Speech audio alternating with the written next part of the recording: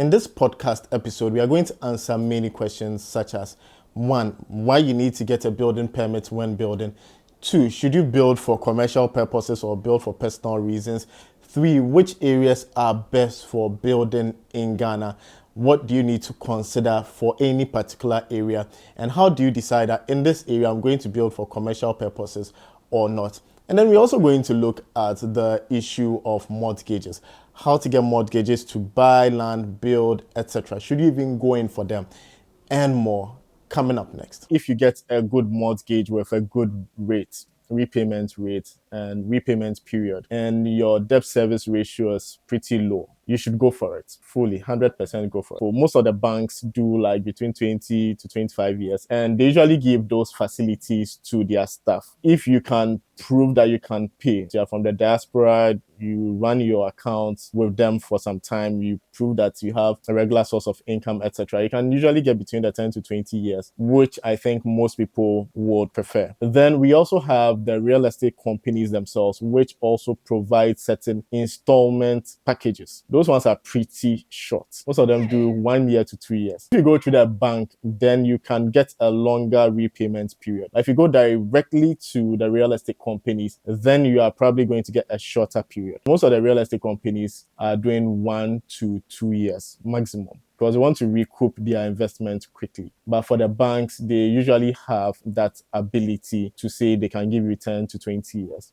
So it depends on the institution that you are going with. But then for me, if you get the opportunity to go for a mortgage, just go for it. Because by the time you say you want to save bit by bit and purchase or build that same house you could have gotten with a mortgage, the prices of materials would have tripled, quadrupled, etc. We do consulting. We get like close to 50 emails every day from people from the diaspora in Ghana, etc. People come with various needs. Some people want to start from scratch. They have no idea how to proceed. Some people have also started, but the contractors that were working for them or the family members managing their project didn't do a good job or cheated them of certain amounts and things like that. So they want to hand over the projects to us. They've reached a particular stage of the project and they want certain professionals to take over. So let's say roofing, they want to do plastering, they want to do the interior decor, etc. So we provide all these services for people as well. We have a team of architects, we have engineers within our team. Yeah, we registered a company as well, because once we started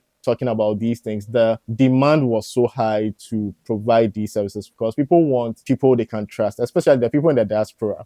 They want a face they can see and then a voice they can trust. And I believe that we've been able to work and provide value for a lot of these clients as well. For us, we named the Africa Building Hub and not Ghana Building Hub because, one, we believe that whatever we are educating people about is practical and relevant in other areas of Africa as well. 2, we also have a long-term vision of expanding to other markets. And 3, we've also interviewed people who are not Ghanaians and who are not even building in Ghana, but provide services outside of Ghana as well. So we don't want to limit ourselves to just the Ghana market. Some people are building as an investment. I know people who have built within the same walls of the property. They have a place for themselves and then they have a place that they are renting, doing Airbnbs for. It depends. If you are looking at it as an investment, then you can be in the UK and you can be having your own mortgage in the UK and still have properties in Ghana, because I think it's kind of cheaper to build in Ghana than probably in the UK. If you want to use it as an investment, then you should build in Ghana, because changing some pounds into cedis can do a lot. £1,000 a month going into your project, within 5 years, you could probably have like 2 properties. Because remember, we looked at if you have $500 a month, then in 5 to 10 years, you can put up a 3-bedroom house for about $60,000. You can replicate that formula if you invest more money into it. Before you realize, you could have like 4 properties or more and become a real estate owner and be renting them out. You can do event houses, you can do Airbnbs, which are very popular with the diaspora people who are coming to Ghana since the year of return thing was, started. A lot of people are migrating to Ghana. Now, what we usually tell anybody who asks that kind of question is, it depends on the location. If the location is in a prime area, obviously you can do rentals in dollars and get a lot of money. If the location is a bit further away, you can do it like a tourist destination. The tourists, usually when they come, some like to go to places like Pram Pram, etc., Ibri, and things like that. They are pretty far away from the capital. And then they go and spend their holidays and things over there. So that scenario, an Airbnb works. I know a lady who has built a beach front apartment in Pram Pram. It's pretty far and charges about $900 a day for that property. I have colleagues who go and book. There are like 5 friends. They go and book for the weekend and stuff like that. If it's a prime area, then you can be doing monthly rentals. If it's a bit far away, you can do Airbnbs for people in the diaspora.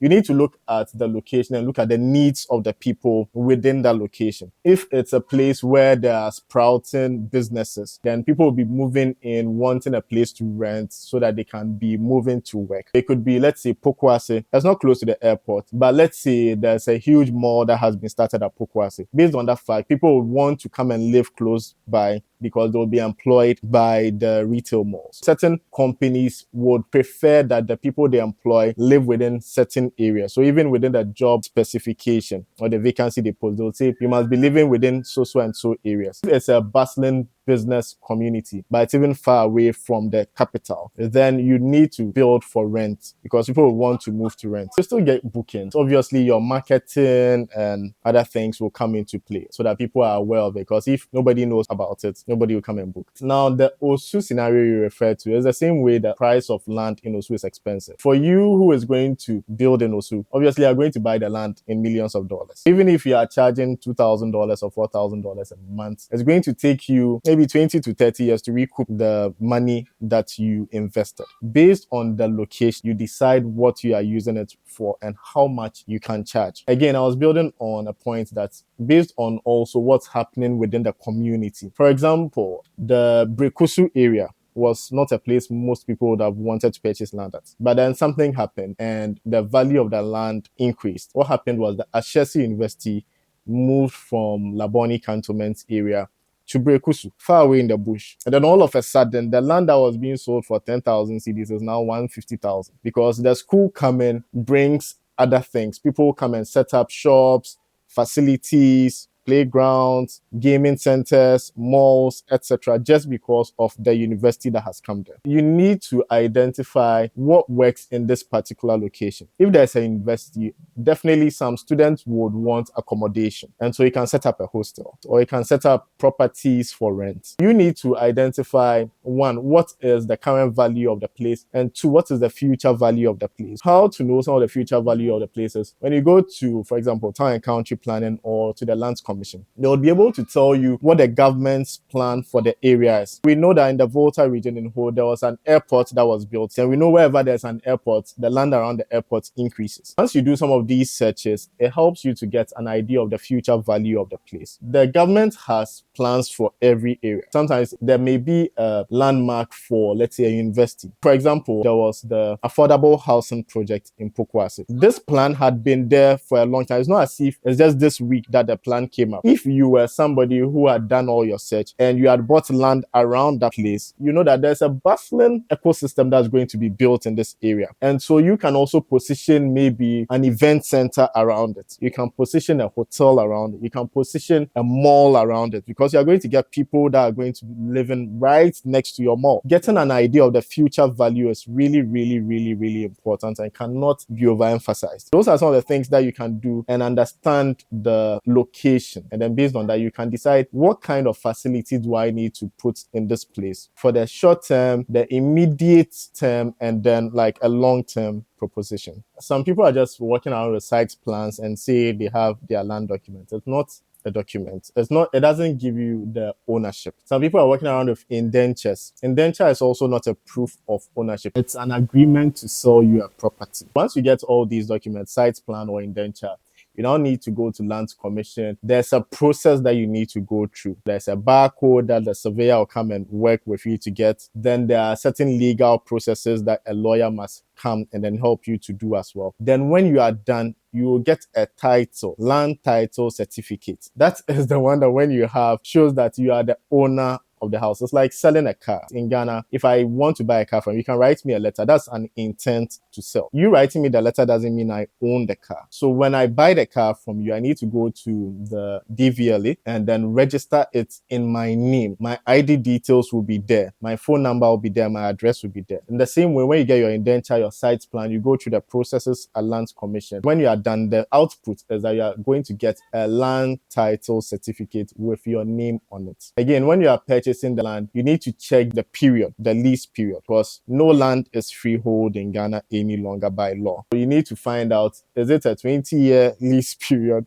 Is it a 99 years? Is it 50 years, etc.? 50, 99 are very common. But again, you need to find out this 50 years, when did it start? Because you could go and buy a 50-year lease period, which has just 10 years to renew. There are certain things that you need to check. And as usual, I'll just recommend go to Lands Commission. Then when you are done and you want to start building, go and get your building permit. It's really important. Maybe I'll end on that note because recently there was a road expansion at the Achimota of Anko Pokwasi in Sawam Road. Again, that's why it's good for you to know what the future plan of government for a particular area is. People had purchased lands and those lands were demarcated for roads, but they didn't know. They had built hotels, they had built offices, they had built their homes, etc. on it. Then the government comes and says, this is the year that we are going to start the expansion works on that road to decongest traffic. Everybody who is within, let's say, 10-meter radius of the current road, your houses need to go. They'll be demolished. And it's happened several times. When they are going to demolish, they are going to compensate the people who have properties there, but they will only compensate if you have your building permit. So people are walking around with site plan, no compensation. People are walking around with indenture, no compensation.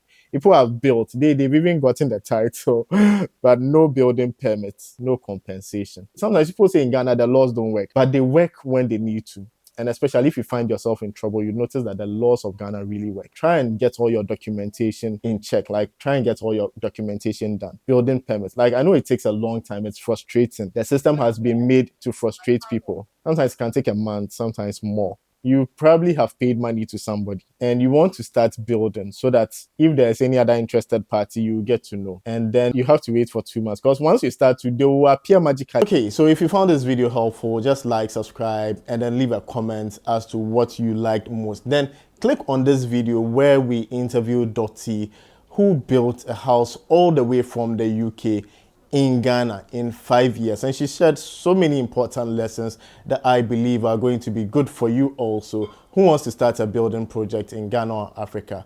Thanks, Bibri.